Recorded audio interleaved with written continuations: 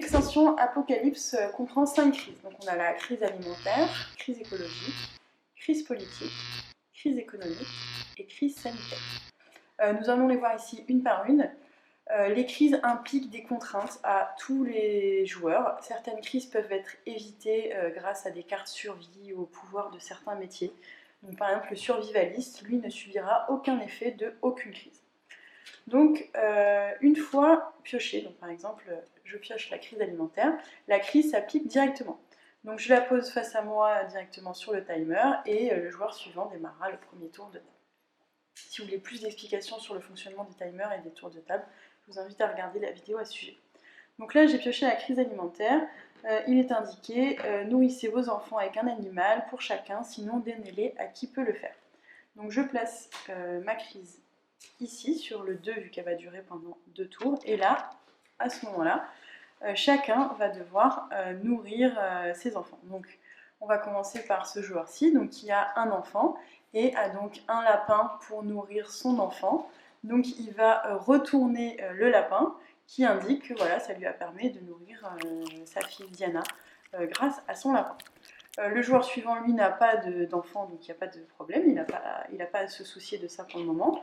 Et moi, j'ai 3 enfants, mais je ne peux pas les nourrir, je n'ai rien pour les nourrir, donc je vais devoir les demander aux autres, enfin proposer aux autres joueurs de nourrir les enfants.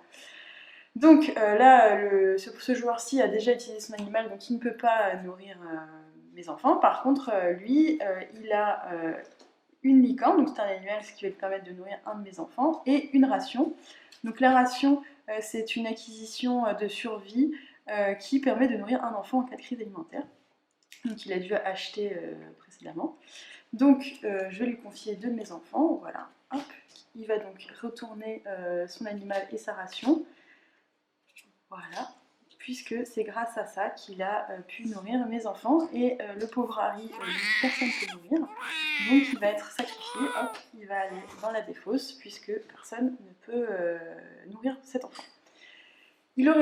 J'aurais pu, mais ce n'est pas le cas, mais j'aurais pu avoir le potager comme acquisition. Donc il y a aussi une carte, une acquisition survie, qui a usage permanent, donc si je l'utilise, j'aurais même pas besoin de la retourner vu qu'elle a usage permanent, et qui me permet de nourrir tous les enfants durant la crise alimentaire.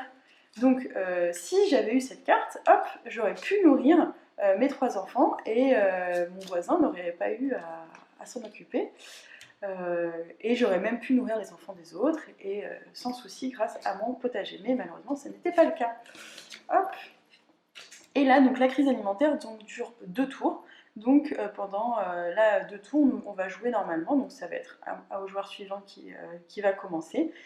Et par contre, on ne pourra pas poser de carte enfant, sauf si on a les moyens de le nourrir. Donc pendant 2 tours, on peut jouer normalement, mais sauf les enfants, puisque là, pour l'instant, personne ne peut nourrir d'enfants pour l'instant. Une fois la crise terminée, hop, les 2 tours sont passés. Je la mets de côté et là la vie reprend normalement, mais je ne récupérerai pas mes enfants pour autant, hein. C'est mon voisin qui les possède maintenant. Alors je vais maintenant vous parler d'une nouvelle crise, donc hop, à mon tour, je pioche, et là, crise écologique. Donc jouer avec une seule carte en main, défausser les autres. Donc je la place sur le 4, vu qu'elle va durer 4 tours, et là, on va chacun notre tour garder qu'une seule carte en main. Donc là, par exemple, ce joueur, il va garder un enfant, voilà, parce que la crise alimentaire est terminée, il va pouvoir la nourrir. Hop, il jette les autres. Lui, hop, il va garder un petit salaire, voilà. Hop, il défausse les autres. Et moi, je vais garder un impôt, parce que je suis très méchante. Hop, et je défausse les autres.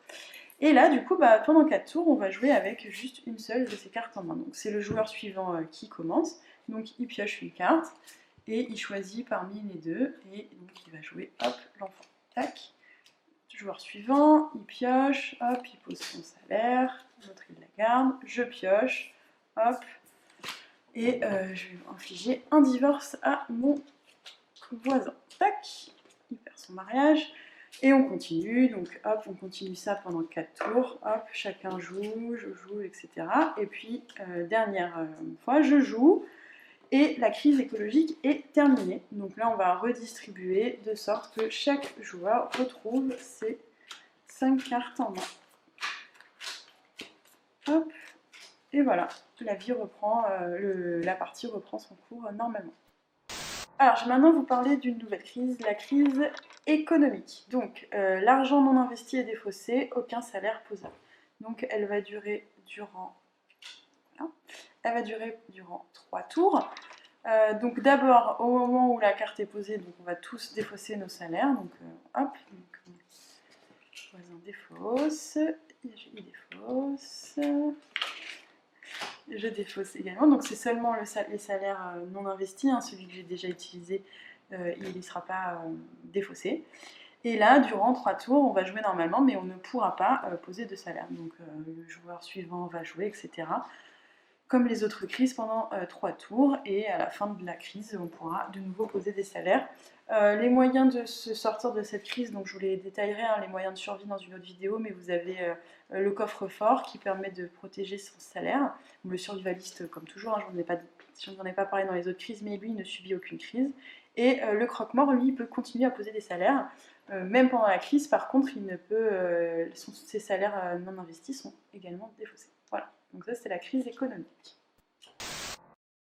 Alors, passons à une nouvelle crise.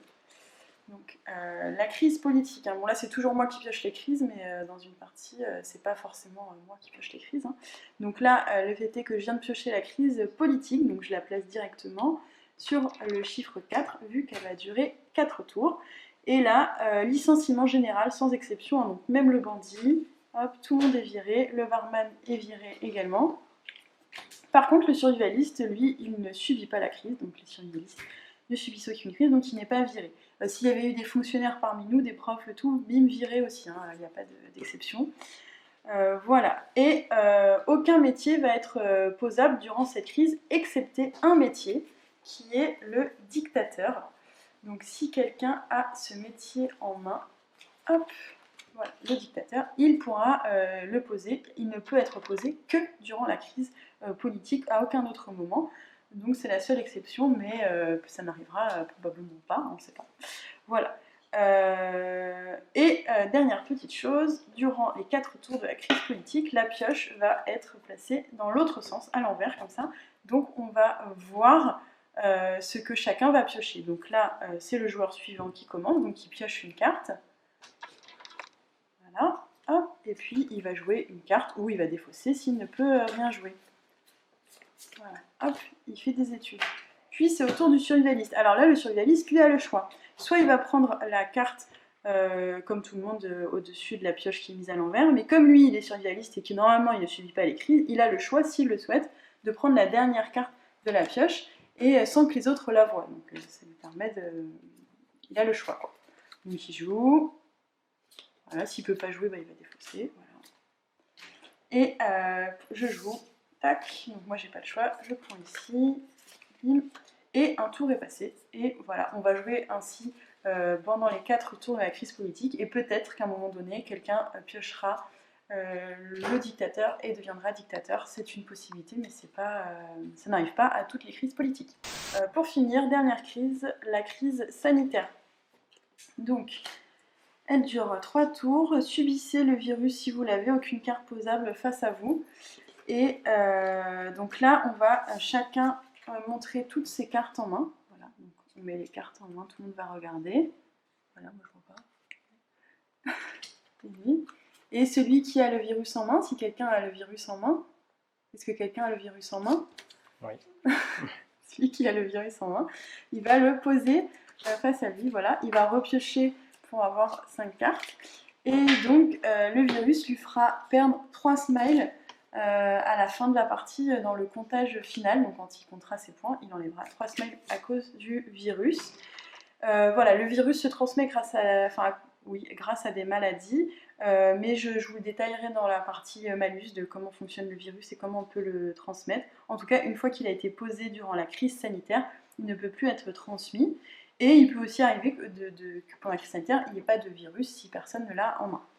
En tout cas, là maintenant, pendant 3 tours, on ne peut plus poser de cartes face à soi. Donc soit on va infliger des malus aux autres joueurs, ou alors on va défausser des cartes.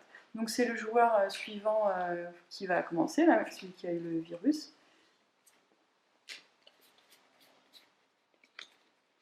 Voilà, bah, s'il ne peut pas poser de cartes, il va défausser, puis c'est au tour du joueur suivant. Donc là, c'est pas parce qu'il avait le virus qu'il a commencé, juste parce que c'était à son tour de jouer, vu que c'est moi qui avais pioché la crise sanitaire. Voilà, il ne peut pas jouer non plus. Hop, je joue. Hop, bah, moi je ne peux pas poser de carte face à moi, mais je peux infliger des malus, donc un impôt, et un tour est passé. Tac, donc on continue pareil jusqu'à ce que les 3 tours soient passés. Un moyen de survie de la crise sanitaire, c'est d'avoir un masque à gaz. Donc si j'ai un masque à gaz, je peux poser des cartes normalement face à moi. Et le masque à gaz m'empêche également d'avoir le virus en main. Voilà.